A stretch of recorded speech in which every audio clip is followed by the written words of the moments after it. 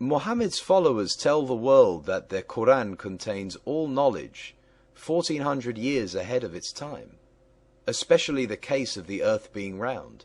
Is this true? In Arabic, earth is called Ard.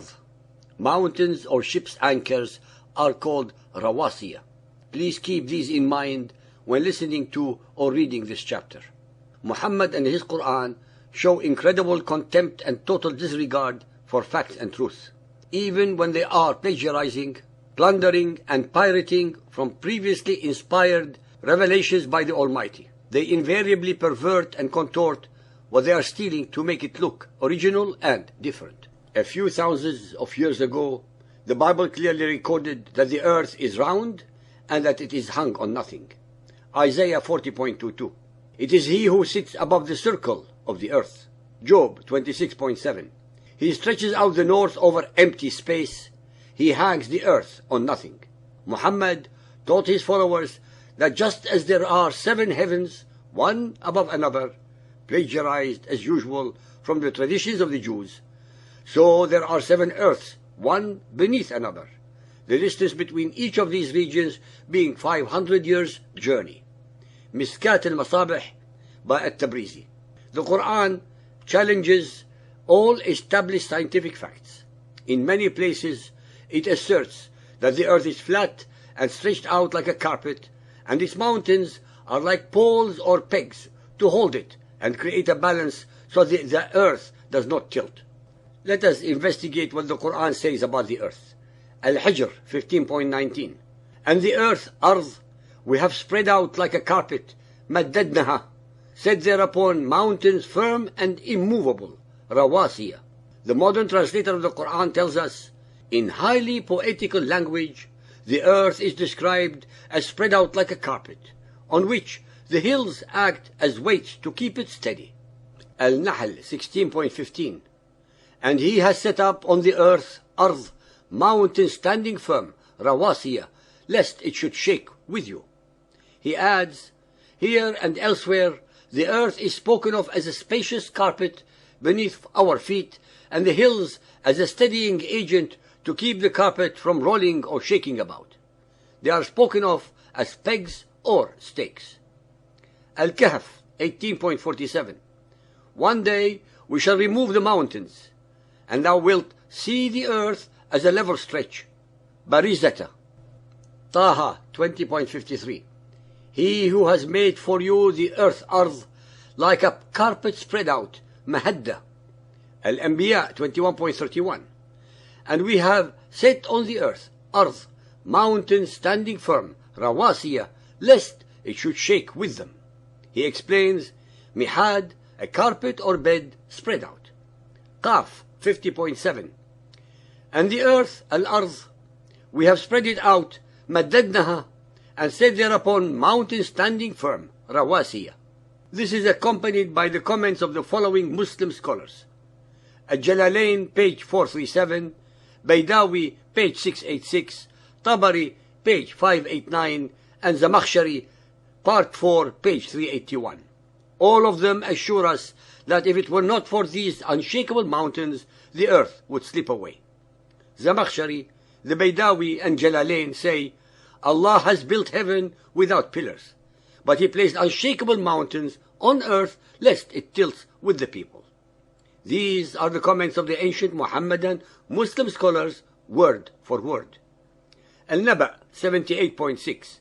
Have we not made the earth as a wide expanse, mihadda, and the mountains as pegs?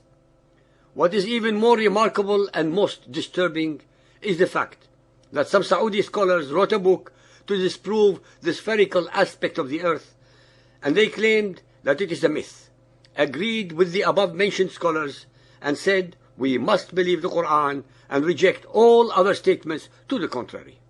When dogma is so deeply embedded, logic, reality, and facts are replaced by stupidity, myth, and outright lies. Al-Ghashiyah 88.17. Will they not regard the camels how they are created, and the earth how it is spread? Suttihat. On page 509, the Jalalain say, in this phrase, how it is spread, He denotes that the earth is flat. All the scholars of Islamic law agree upon this. It is not round, as the physicists claim. What forced the Jalalain to say so? Because the Quran asserts in many chapters that the earth is flat. And no true Muhammadan can ever contradict the Quran in public and live. Muhammadan scholars who agree upon the meaning of this verse believe, as Al-Jalalain state, Allah has founded firm mountains on earth lest it shake people. Pages 270-271. On page 429, Al-Baydawi says, Allah has made firm mountains on earth lest it sway people and quake. He also made heaven as a ceiling and kept it from falling down. Al-Zamakhshari agrees with the above authors and reiterates the same words in Zamakhshari part 3, page 114. It is well known that the Quran proclaims that there are 7 earths, not just one. Al-Jalalain, page 476, Al-Baydawi, page 745, as they interpreted chapter Al-Talaq, 65.12. Allah is He who created 7 firmaments, and of the earth a similar number. The 7 earths, which are 500 years' journey from each other, are situated one beneath the other, and each of these 7 regions has its special occupants. The occupants of the first are men, genii, and animals. The second is occupied by the suffocating wind, which destroyed the infidel tribe of Al-Ad. The third is filled with the stones of hell, mentioned in the Quran, Surah 2.22, 66.6, as the fuel of which is men and stones. The fourth, by the sulfur of hell. The fifth, by the serpents of hell. The sixth, by the scorpions of hell, which are in size and color like black melons and have tails like spears. And the seventh, by the devil and his angels. The above is but a brief outline of the Muhammadan belief as regards the earth's formation. But the statements of Muhammadan commentators are so wild on the subject that it seems quite useless to quote them as authorities, for they contradict each other in an endless variety.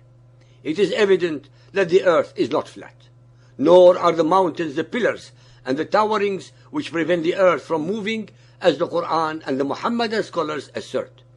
Nor are there 7 earths.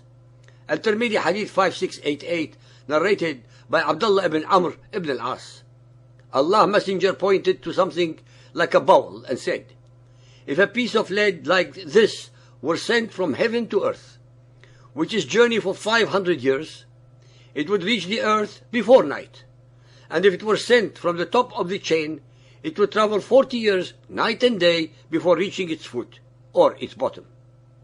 Muhammadan Muslims venerate Muhammad to the extent that they believe he represents the best man that has ever lived, as well as the one with the most knowledge of almost everything. Even the translator confirmed the meaning of the verses, and hence no Muhammadan can accuse others of any kind of misunderstanding or misinterpretation. It is easy to accept that a mere human being such as Muhammad can be wrong. It is infinitely more difficult to allow that Gabriel, the messenger of Allah, if Allah is the same as the God of Israel and Jesus, is mistaken. It is blasphemy to think that Allah is wrong if Allah is God. Based upon the above few samples only, no divine being could have ever revealed such verses regarding the spherical earth and its mountains. To unravel the riddle of the above anomalies, stupidities, irrationalities, contradictions, and blatant lies, the reader has to come to the one and only rational explanation, that Allah is not the God of Israel, but the name of the supreme pagan rock god of the Kaaba. The reader also knows that no rock god could inspire any human being. Hence, the final conclusion can only be that Muhammad, Gabriel, Allah, and Satan are Muhammad's alter ego, one and the same person. From all the above, the reader has to come to his or her own conclusion.